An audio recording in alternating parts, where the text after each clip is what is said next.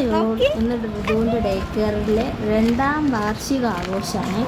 അവൻ ആദ്യത്തെ വാർഷികാഘോഷത്തിലും അവൻ അവിടെ ഉണ്ടായിരുന്നു. കാരണം ആദ്യത്തെ വാർഷികാഘോഷത്തിന് 1 മാസം മുമ്പാണ് ഞാൻ അവനെ ഡേ കെയറിൽ കൊണ്ടാക്കുന്നത്. എനിക്ക് ജോലിയുള്ള കാരണം വീട്ടിൽ നോക്കാൻ ആരും ഇല്ലാത്ത സമയം, അതായത് അമ്മയുണ്ട്, അമ്മയ്ക്ക് പക്ഷെ ഫുൾ ഡേ നോക്കാൻ പാടാം.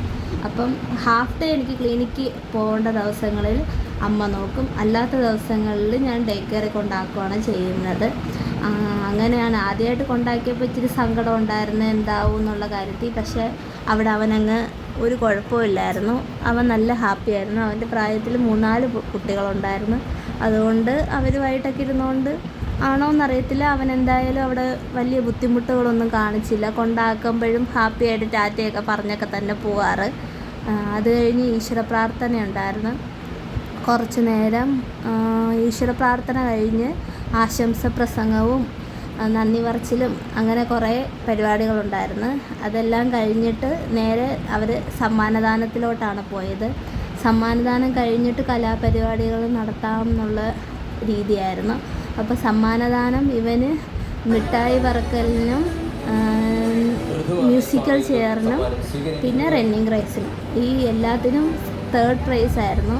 എല്ലാത്തിനും ഇവൻ എന്താ 3rd പ്രൈസ് എന്ന് എനിക്കറിയാൻ വയ്യ. അവിടെ മൊത്തത്തിൽ ഇവൻ്റെ പ്രായത്തിൽ 4 കുട്ടികളാണേ ഉള്ളത്, പക്ഷെ ഇവൻ എല്ലാത്തിനും 3-ാം സ്ഥാനക്കാരനായിരുന്നു. പിന്നെ 3-ാം സ്ഥാനമെങ്കിലും കിട്ടിയല്ലോ, അതുകൊണ്ട് എനിക്ക് സന്തോഷമുണ്ട്.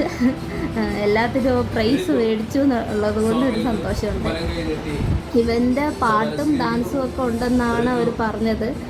ഇവൻ നമ്മുടെ വീട്ടിലിങ്ങനെ കാക്കയൊക്കെ പാടാറുണ്ട്, പക്ഷേ സ്റ്റേജിൽ പോയി പാടുമോ എന്നുള്ള കാര്യത്തിൽ എനിക്ക് നല്ല ഡൗട്ടുണ്ടായിരുന്നു. അതുകൊണ്ട് എന്താവും നല്ല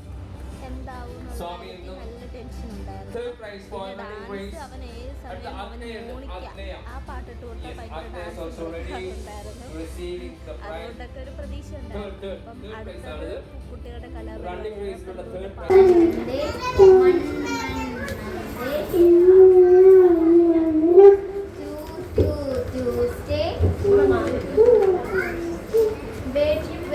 Wednesday,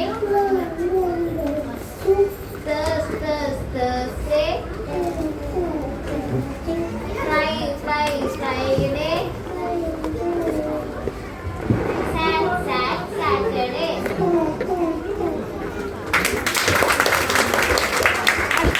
അവൻ വലിയ പാട്ടുകാരനല്ല എങ്കിലും അത്യാവശ്യം മൂളി, അതുകൊണ്ട് എനിക്ക് സന്തോഷമുണ്ട്. അത്രയും പോലും പാടുമെന്ന് എനിക്കൊരു പ്രതീക്ഷയില്ലായിരുന്നു, കാരണം ഫസ്റ്റ് ടൈം സ്റ്റേജിൽ പാടുമല്ലേ, അതുകൊണ്ട്. അത് കഴിഞ്ഞ് വേറെയും കുട്ടികളുടെ കലാപരിപാടികളുണ്ടായിരുന്നു. പിന്നെ കുറച്ച് അവരുടെ ഫോട്ടോഷൂട്ട്. ഋതു ഈ ബലൂണും കൊണ്ടായിരുന്നു.